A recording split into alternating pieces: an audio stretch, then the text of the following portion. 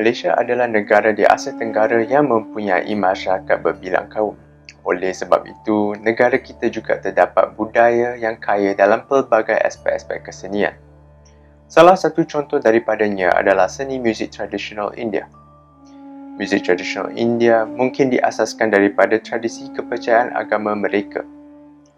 Budaya seni muzik tradisional India terdapat dua sistem, iaitu muzik Carnatic dan muzik Hindustani.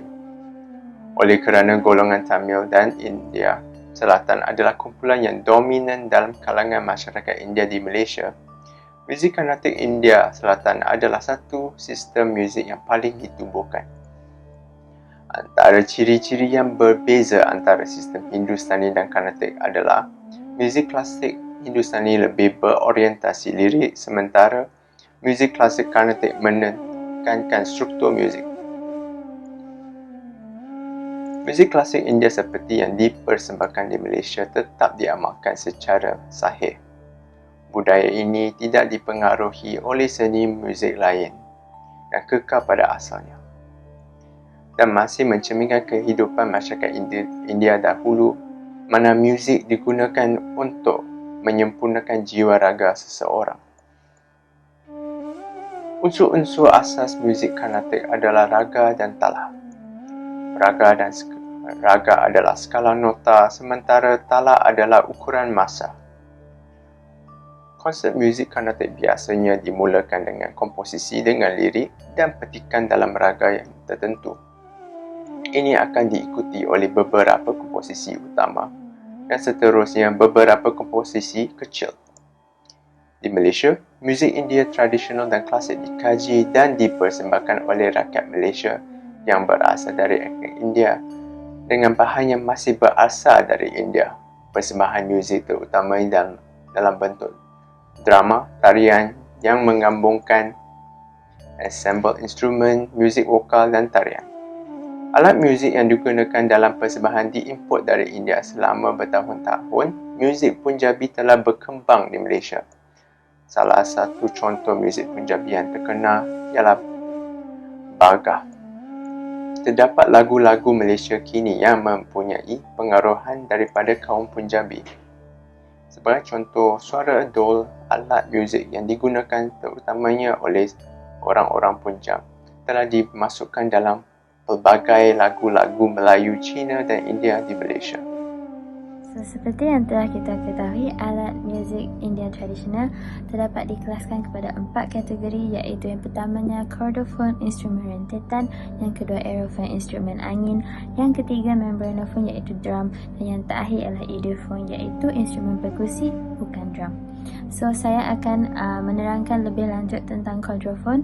Di bawah chordophone yang pertamanya ialah tampura atau tampura. Hal ini kerana pemuzik Hindustani menggunakan istilah tampura, manakala pemuzik Carnatic merujuk instrumen itu sebagai tambura. Alat bertali mempunyai 4 tali. 3 daripadanya ialah dawai besi wajar dan yang satu lagi daripada perunggu. Badannya berbentuk separuh bulat yang diperbuat daripada kayu nangka dipanggil kudam. Sebatang leher yang panjang yang dipanggil sebagai dandi disambungkan kepada kudam. Dua pemulas tali atau pelaras ialah di sisi lehernya dan 2 daripadanya tegak di hadapan. Papan jarinya berbentuk belakang kura-kura. Tali-tali meraih atas kekuda titian tali di tengah-tengah dada. Fungsi alat muzik tampura ini ialah untuk digunakan dalam muzik vokal dan instrumental India.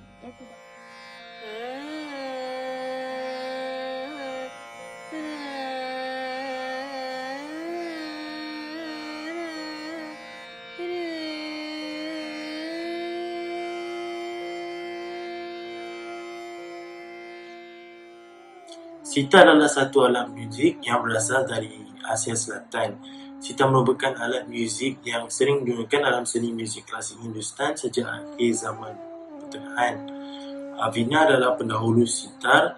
Sitar dikatakan telah diciptakan atau lebih tepatnya dikembangkan daripada Veena. Ia merupakan alat bertali yang mempunyai 5 hingga 7 tali dawai. 2 hingga 4 tali digunakan untuk memainkan melodi dan 3 tali untuk mendengung. Ia dibuat daripada kayu yang berbentuk berbunjur seakan-akan sebuah buah beg. Dan fungsinya, ia diletak melentang dan dipetik dengan jari-jari sebelah tangan. Jari-jari tangan sebelah lagi menekan dan menarik pada berbagai kedudukan di tali-tali yang mengeluarkan berbagai tingkat suara dan melodi. Ia boleh dimainkan dalam kumpulan instrumental kecil ataupun sebagai alat solo.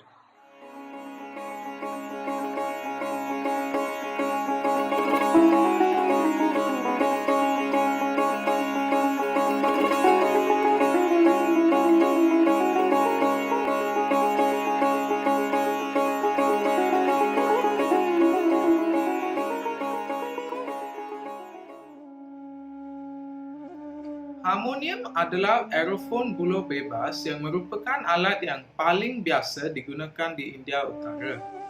Harmonium dibawa ke India oleh peniaga barat atau oleh mubalik agama dan pemuzik pada akhir Ahad ke-19, di mana ia mula diperkenalkan kepada muzik India di Calcutta.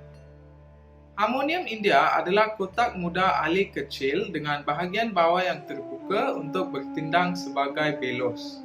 Di bahagian atas terdapat papan kekunci yang serupa dengan piano, tetapi dengan jarak kecil biasanya sekitar 3 oktav. Papan kekunci dimainkan dengan satu tangan sementara tangan yang satu lagi digunakan untuk menarik dan menolak papan belos. Harmonium moden yang diubah suai memainkan 22 mikron yang digunakan dalam muzik India tetapi semuanya tidak dapat dimainkan pada harmonium tradisional. Terdapat sekurang-kurangnya satu harmonium di mana-mana gurudwara iaitu Koil Sikh di seluruh dunia. Harmonium biasa disertakan dengan tabla dan juga dola. Bagi orang Sikh, harmonium dikenali sebagai vaja atau baja. Ini juga disebut sebagai peti di beberapa bahagian India Utara dan Maharashtra.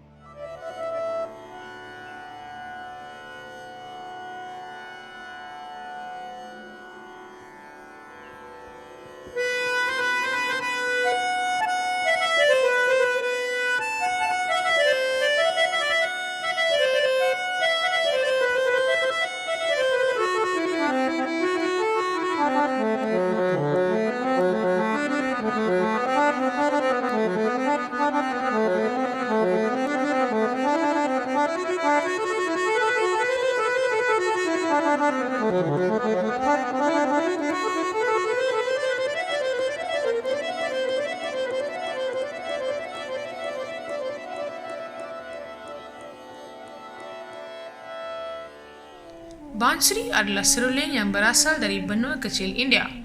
Ia adalah aerofon yang dihasilkan dari bulu dan digunakan dalam muzik klasik Hindustani.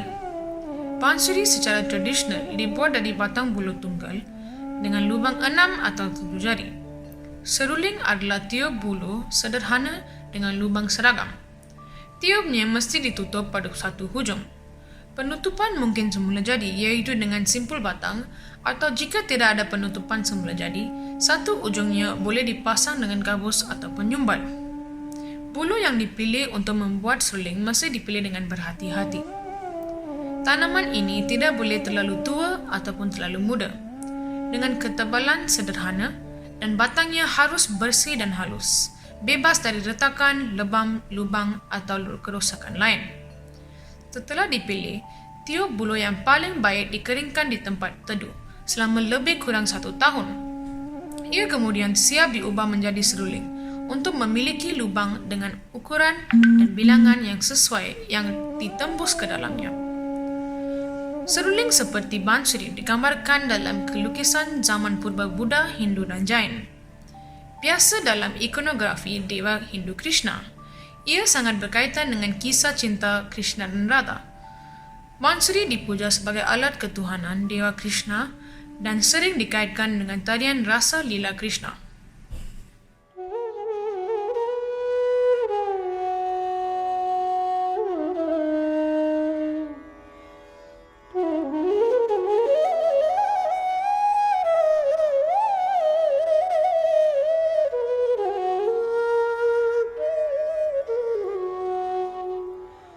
Kategori seterusnya adalah membranofon seperti tabla, merindangam, dolak, dan parai. Tabla adalah alat musik tradisional India yang sangat terkenal. Alat ini dikatakan berasal dari gendang merindangam. Tabla mempunyai sepasang gendang kecil dan besar, yaitu sida dan daga. Badannya dibuat daripada kayu jati, rosewood, dan jackwood. Tabla dimainkan secara solo atau menemani upacara keagamaan, persembahan, Bharatnatyam, perkawinan, dan sebagainya.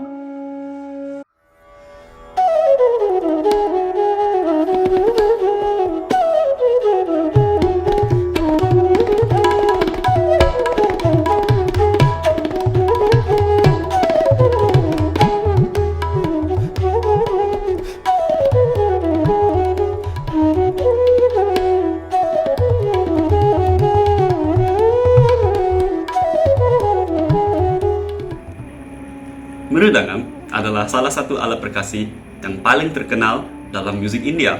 Ini adalah iringan irama utama dalam kumpulan musik Carnatic. Semasa ansambel perkasi, mridangam sering disertai dengan gatam, kanjira, dan morsing. Namanya berasal daripada kata-kata mrt, yaitu tanah liat atau bumi, dan angga, yaitu anggota badan. Awal mridangam terbuat daripada tanah liat yang dikeraskan, tetapi selama bertahun-tahun, ia berkembang dari berbagai jenis kayu kerana daya tahannya yang meningkat.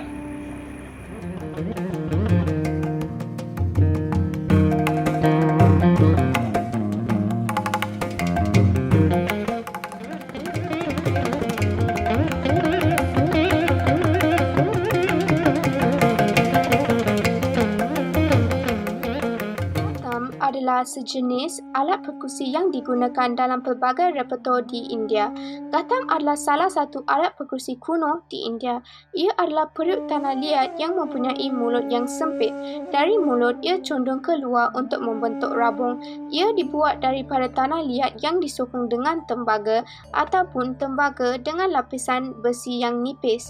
Nada gatam berbeza mengikut ukurannya. Lemparan dapat diubah sedikit dengan penggunaan tanah liat atau air plastik. Walaupun gatam adalah bentuk yang sama dengan periuk tanah liat domestik India biasa, ia dibuat khusus untuk dimainkan sebagai alat muzik. Nada periuk mestilah baik dan dindingnya harus setebal untuk menghasilkan nada yang sekata.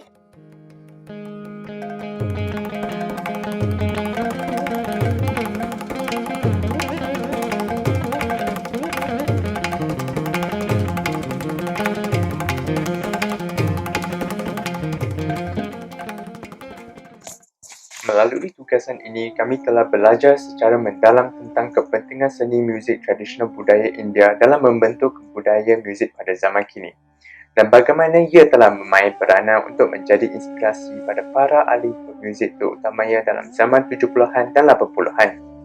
Apabila ahli-ahli pemuzik kumpulan Beatles telah mengunjungi ke benua India untuk mencari inspirasi baru dan telah menerap ciri-ciri muzik tradisional India. Juga, budaya muzik tradisional India telah menyebar serantau dunia dengan perkembangan industri Bollywood dan juga amat popular antara warga-warga Malaysia. Kesimpulannya, budaya muzik tradisional India ini amat bermakna dan memberi kesan emosi yang ternyata bukan sahaja pada masyarakat India tapi juga kepada setiap kaum manusia.